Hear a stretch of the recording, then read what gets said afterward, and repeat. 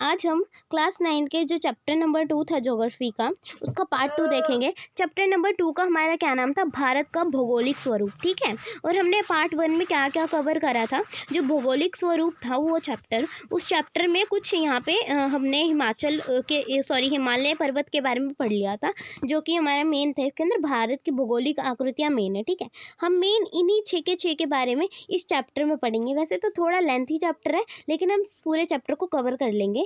पहले हमने first video में हमने हिमाचल पर्वत श्रृंखला के बारे में पढ़ा और उत्तरी मैदान के बारे में पढ़ा। ठीक है, और हमारा हिमाचल पर्वत श्रृंखला है वो 3 पार्ट्स में भी डिवाइड है। ठीक है, हमने उसके बारे में भी पढ़ लिए। आज हमको पढ़ना है प्रायद्वीपीय पठार के बारे में। ठीक है, आज हम इसके बारे में पढ़ेंगे।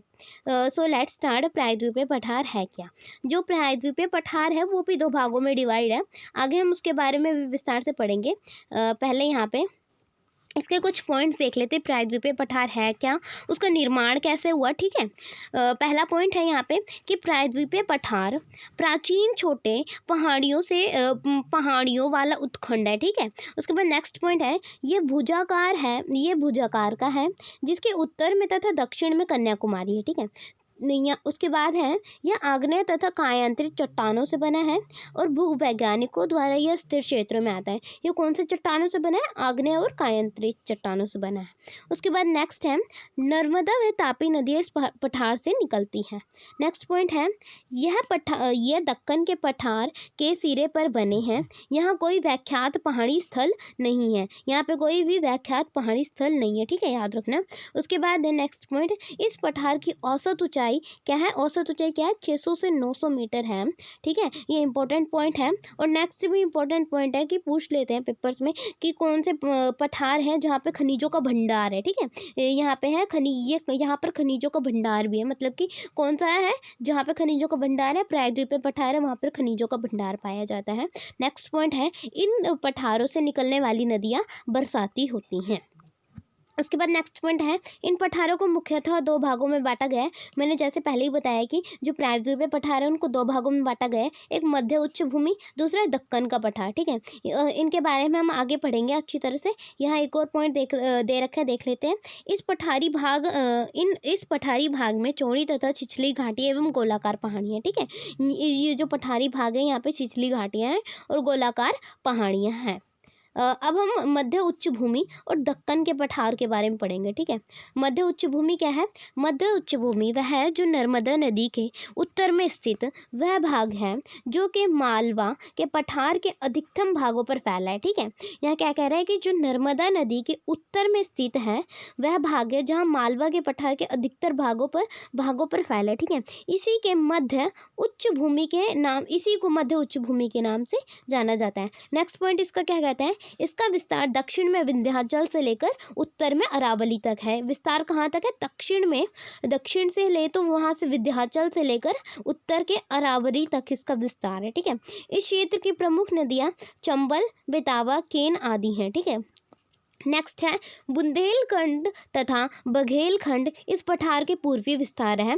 पेपर्स में पूछ लेते हैं पूर्वी विस्तार क्या है। अगर मध्य उच्च भूमि के पूर्वी विस्तार कौन से हैं तो बुंदेलखंड तथा बघेलखंड है। उसके बाद नेक्स्ट है पूर्व के विस्तार को छोटा नागपुर के नाम से पठार के नाम से जाना जाता है। ठीक है, और जो पूर्व का ये जो छोटा नागपुर है ना, ये आग्नेय चट्टानों से बना है। आग्नेय चट्टानों में खनिज भरपूर होते हैं, इसीलिए इस पठार को खनिजों का पठार भी कहा जाता है। अभी हमने एक पॉइंट पढ़ा था। ठीक है, प्रायद्वीपीय पठार के बारे में, जो कि इम्पोर्टेंट पॉइंट था कि ये जो पठार है प्रायद्वीपीय पठार है, इनको यहाँ पे खनिजों का भंडार है। तो यहाँ पे बता रहे हैं कि खनिजों का भंडार यहाँ पे क्यों है? क्योंकि यहाँ पे आग्नेय चट्टानों से बना है। ठीक है, और ये भी पहले भी बताया कि मैंने ये जो प्रायद्वीपीय पठार है वो कायांतरित और आग्नेय चट्टानों से बना है। ठीक है, जो आग्नेय चट्टानों से बनने के कारण यहाँ पे खनिज भरपूर मात्रा में होते हैं, इसलिए इस पठार को खनिजों का भंडार भी कहा जाता है। उसके बाद नेक्स्ट पॉइंट है दक्कन का पठार। दक्कन का पठार क्या है? इस दक्कन का पठार या फिर दक्षिण का पठार का ये सेम बात है।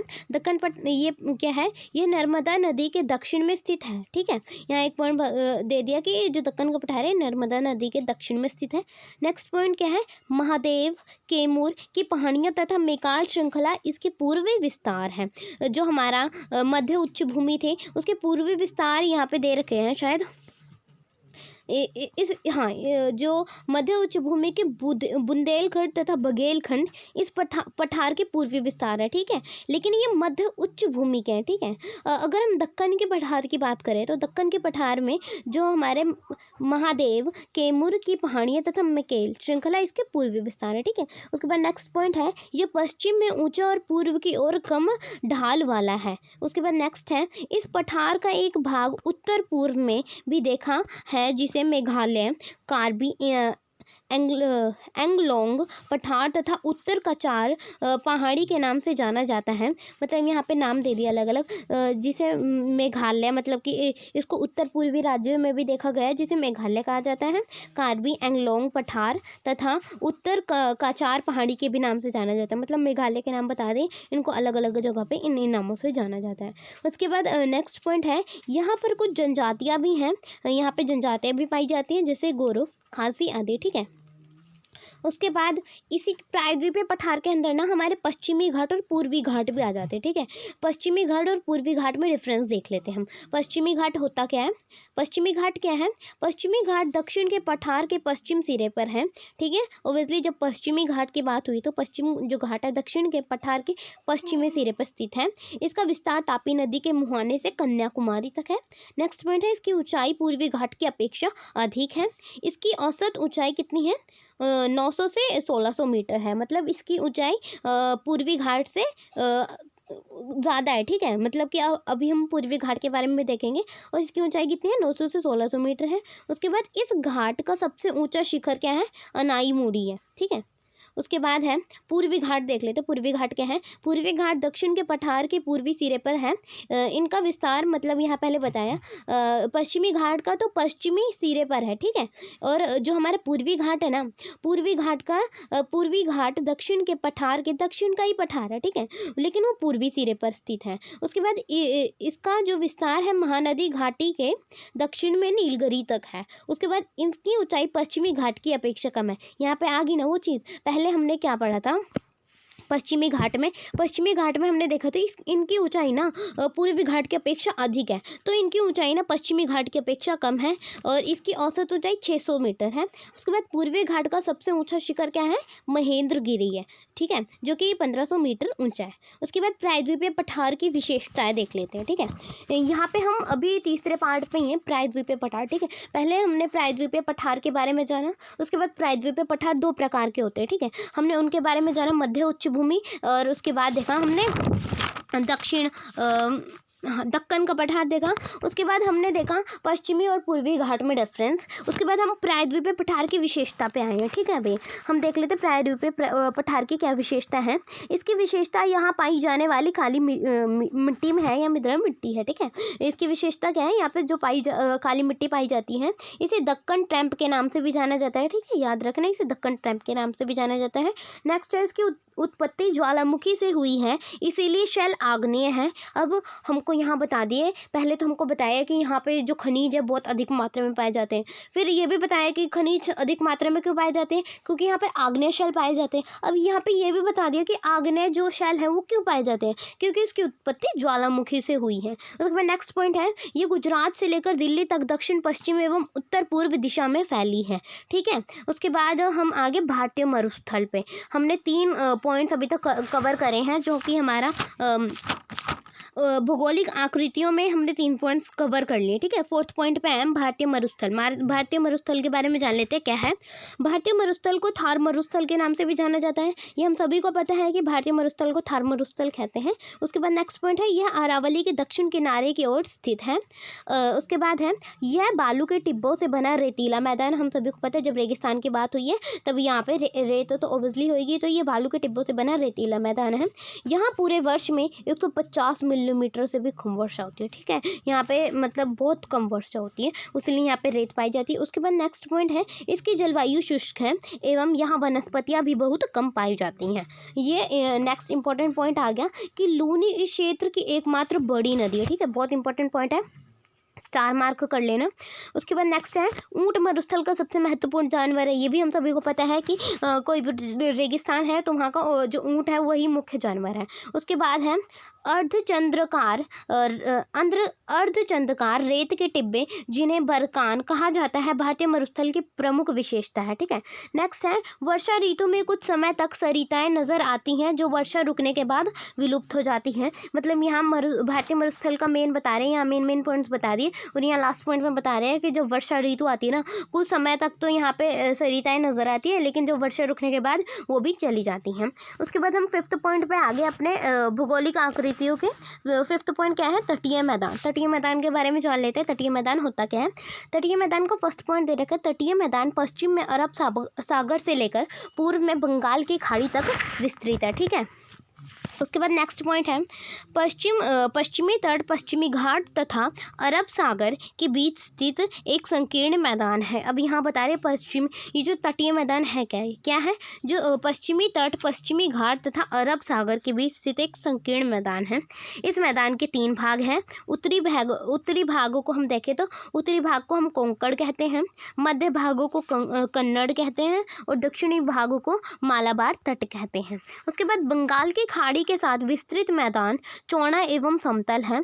उत्तरी भाग में इसे उत्तरी सरकार, दक्षिणी भाग में इसे कोरोमंडल तट के नामों से जाना जाता है। ये इंपॉर्टेंट है कि बंगाल की खाड़ी के साथ ये विस्तृत मैदान चौड़ा एवं समतल है। ठीक है, अगर हम उत्तरी भाग में देखें तो उसे उत्तरी सरकार कहते हैं, दक्षिणी भाग में कोरोमंडल तट कहते हैं। ठीक है, उसके बाद नेक्स्ट है बड़ी नदियाँ महानदी, गोदावरी, कृष्णा तथा कावेरी इस तट पर विशाल डेल्टा का निर्माण करते हैं। ठीक है, नदियों के नाम याद रखना कौन कौन सी, महानदी, गोदावरी, कृष्णा और कावेरी नदियाँ हैं। उसके बाद नेक्स्ट है ये इंपॉर्टेंट है इसलिए मैंने ग्रीन पेन से लिख रखा है।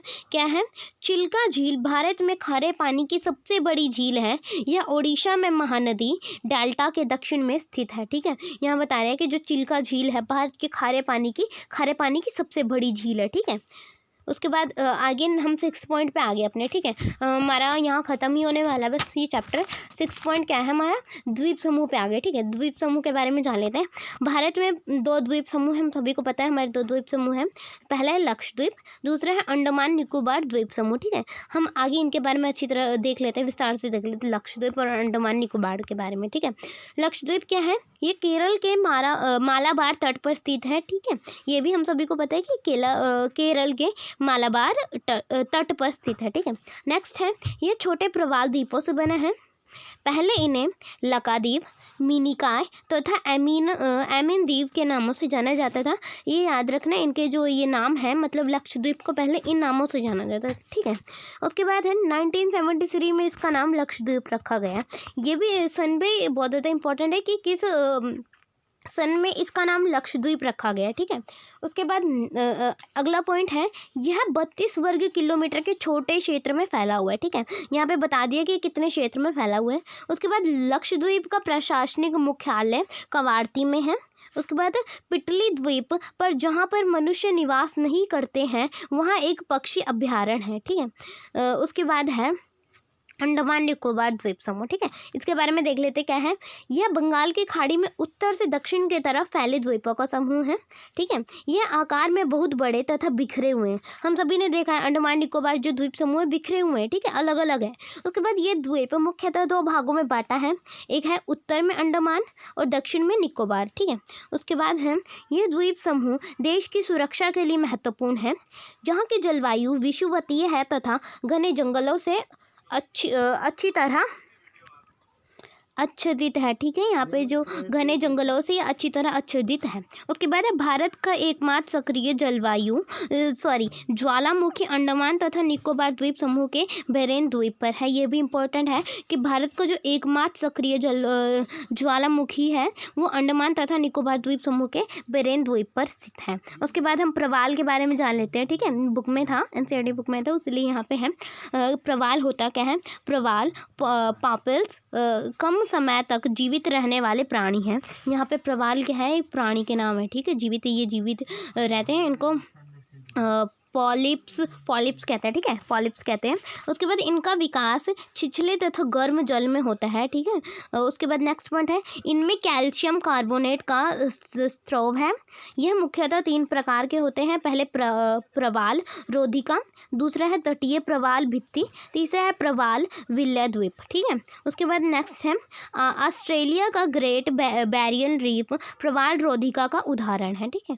यहीं पे जो हमारा ये चैप्टर होता है ये ज़्यादा इंपॉर्टेंट नहीं है वैसे तो प्रवाल, यहीं पे जो चैप्टर है मतलब चैप्टर 2 ये थोड़ा सा लेंथी था, ख़त्म होता है। आप सभी को कैसी लगी वीडियो कमेंट में ज़रूर लिखकर बताना। थैंक यू अभी के लिए।